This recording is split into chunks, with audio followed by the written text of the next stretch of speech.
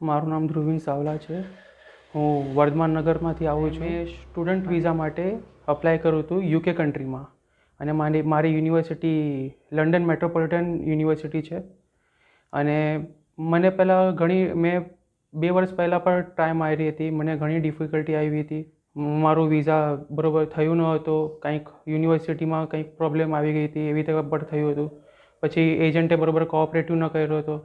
પણ જ્યારથી હું શ્રી સાઈ ઇમિગ્રેશનમાં આવ્યો, અહીંયાના સ્ટાફ બધા કોઓપરેટિવ હતા.